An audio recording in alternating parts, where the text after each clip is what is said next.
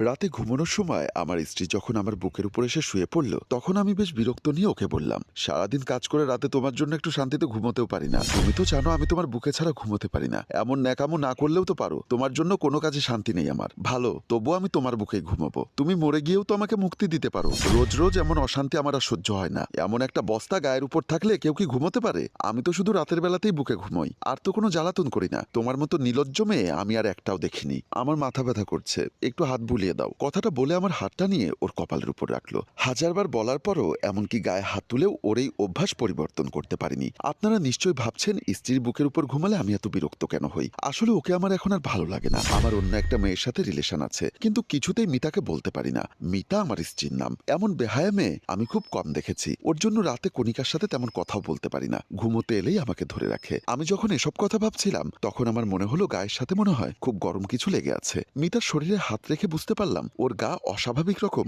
গরম। হয়তো জ্বর এসেছে। শীতের রাতে গরম কিছু কার না ভালো লাগে। আমি ওকে জড়িয়ে ধরে বুকের সাথে চেপে ধরে রাখলাম। ওর কিছুটা কষ্ট কমবে এই জন্য নয়, বরং এত সময় কম্বলের বাহিরে রাখা হাতটা নিমেষেই গরম হবে সেই আশায়। সকাল 8টায় ঘুম ভেঙে দেখলাম মিতা আমার বুকের উপর ঘুমিয়ে আছে। গায়ে হাত দিয়ে বুঝলাম গা রাতে থেকে অনেক বেশি গরম হয়ে আছে। কয়েকবার ডাক দিলাম, কিন্তু কোনো সাড়া দিল না। ওকে বুকের উপর থেকে সরাতে গেলে খেয়াল করলাম আমাকে বেশ শক্ত করেই ধরে আছে। তবুও ফ্রেশ হতে চলে গেলাম। ফ্রেশ হয়ে এসে দেখি মিতা তখনও বিছানায় শুয়ে আছে। আমি মিতাকে ডাক দিয়ে বললাম, তোমার শরীর অবস্থা বেশি ভালো না, তুমি উঠে ফ্রেশ হয়ে নাও, আমি তোমাকে নিয়ে ডাক্তারের কাছে যাব। মিতা আমার কথা শুনে কোনোভাবে বিছানা থেকে উঠে ফ্রেশ হওয়ার জন্য ওয়াশরুমের দিকে চলে গেল। সকল ধরনের চেক আপ করিয়ে রিপোর্ট নিয়ে ডাক্তারের চেম্বারে বসে আছি। ডাক্তার সাহেব রিপোর্ট দেখে বললেন ওর অবস্থা অনেক বেশি খারাপ, এক্ষুনি আইসিইউতে ভর্তি করতে হবে। আমি বললাম আমি ওর জন্য এত টাকা নষ্ট করতে পারবো না, তাই সাধারণ মহিলা ওয়ার্ডে ভর্তি করিয়ে দিন। আমার কথা শুনে মিতা কিছুটা অবাক হলেও কিছুই বলল না। তারপর ডাক্তারের সাথে আরো কিছু কথা বলে মিতাকে হসপিটালে রেখে আমি অফিসে চলে আসলাম। অফিসে এসে কণিকার সাথে গল্প জুড়ে দিলাম।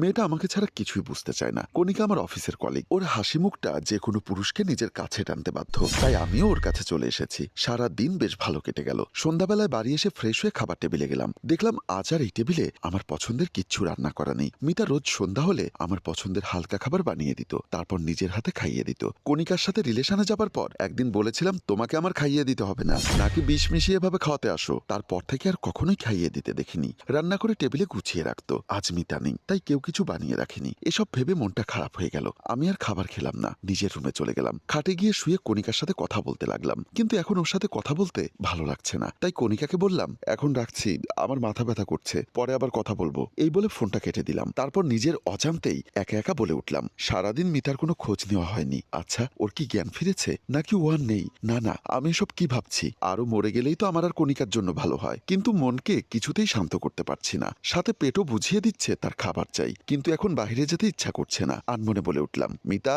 আজ কি রাতে না খাইয়ে রাখবে নাকি? তুমি আসলেই কোনো কাজের না, দুপুরের টিফিনটাও দাওনি আজ। হঠাৎ খেয়াল আসলো মিতা হসপিটালে ভর্তি। মেয়েটার আর কোনো খোঁজ কেন নিলাম না? সকালে একবার যেতে হবে হসপিটালে, দেখি কেমন আছে। এখন ঘুমিয়ে পড়ি, কিন্তু শুয়ে কোনো শান্তি পাচ্ছি না, কিছুতেই ঘুম আসছে না। আবারও বলে উঠলাম, আজ মিতা নেই বলে কি এমন হচ্ছে? হয়তো বুকের উপর কেউ না ঘুমালে ঘুম আসবে না, অভ্যাসটা খারাপ হয়ে গেছে। রাত যত বাড়ছে মিতার কথা তত বেশি মনে পড়ছে, সাথে ক্ষুধাও বেড়ে চলেছে। কিছু সময় এপাশ ওপাশ করলাম, কিন্তু ঘুমোতে পারলাম না। বুকের ভেতরটা কেমন জানি করতে লাগলো। মিতাকে দেখতে খুব ইচ্ছা হলো, তাই দেরি না করে এত রাতেই হসপিটালের দিকে রওনা দিলাম ওকে দেখে আসবো বলে। কিন্তু হসপিটালে গিয়ে ডাক্তারের কাছে জানতে পারলাম, ডাক্তার বলল এত রাতে মহিলা ওয়ার্ডে কোনো ছেলেকে ঢুকতে দিব না। কিছু করার নেই বলে ডাক্তারের কাছে ওর খোঁজ নিতে লাগলাম। সকালে যে মেয়েটাকে ভর্তি করানো হয়েছিল তার কি অবস্থা? ডাক্তার বলল ওনার অবস্থা খুব খারাপ, শরীর কোনো রেসপন্স করছে না, স্যালাইনও টানতে পারছে না শরীর। আইসিইউতে না রাখলে যে কোনো সময় খারাপ কিছু হতে পারে। আমি বললাম তাহলে আইসিইউতে রাখার ব্যবস্থা করুন। সরি স্যার, এখন আইসিইউতে কোনো সিট খালি নেই, আপনাকে অন্য কোথাও দেখতে হবে। একটা সিট খালি ছিল, যা বিকালে বুক হয়ে গেছে।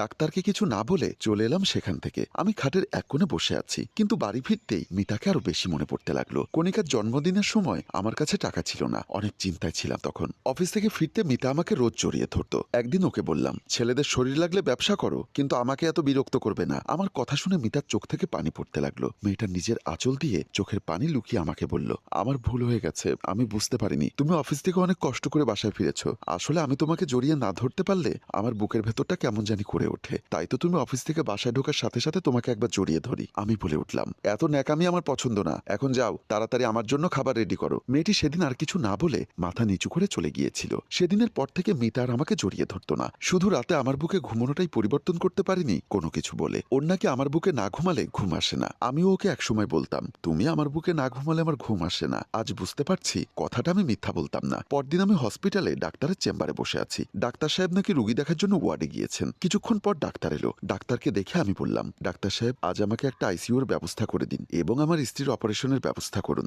যত টাকা লাগে আমি দিব। ডাক্তার আমার কথা শুনে আমার মুখের দিকে তাকিয়ে আছে, কিছুই বলল না। উঠে দাঁড়িয়ে আমার হাত ধরে বলল, চলুন আমার সাথে। কথা বলে আমাকে নিয়ে চেম্বারের বাইরে চলে এলেন। বাইরে এসে টেবিলের উপর সাদা কাপড়ে একটা লাশ দেখিয়ে বললেন, এটা আপনার স্ত্রীর লাশ, উনি কাল রাতেই মারা গিয়েছেন। আমি চিৎকার দিয়ে বললাম, না, এটা হতে পারে না। মিতা আমাকে কথা দিয়েছিল আমাকে রেখে যাবে না, আমাকে ছাড়াও থাকতে পারে না। মিতা নিশ্চয়ই ওর কথা রাখবে। কথা বলে আমি বসে যখন লাশের মুখটা দেখলাম, তখন আমাকে ভুল প্রমাণ করে দিল মিতার প্রাণহীন দেহটা কেমন নিষ্পাপ ভাবে ঘুমিয়ে আছে। খুব শক্ত করে ওকে জড়িয়ে ধরলাম। শেষ কবে ওকে জড়িয়ে ধরেছি মনে নেই। ওর মুখের কাছে মুখটা নিয়ে বলতে লাগলাম, তুমি বলতে না তুমি আমাকে ছাড়া থাকতে পারো না? তাহলে আজ থেকে কি করে থাকবে? জানো, কাল রাতে আমি তোমাকে ছাড়া ঘুমোতে পারিনি। গায়ের উপর এই বস্তাটা না থাকলে আমার ঘুম আসে না। সম্মানিত দর্শক, আমাদের গল্পটি আপনাদের কেমন লাগলো অবশ্যই কমেন্টের মাধ্যমে জানাবেন। আর যদি ভালো লেগে থাকে তাহলে লাইক, কমেন্ট ও শেয়ার করে আমাদের পেজের সাথেই থাকবেন। ধন্যবাদ। গল্পটির রচনায় কাজী সাব্বির, পরিচালনায় রেজাউল কবির চৌধুরী, প্রযোজনায় FA নয়ন চৌধুরী।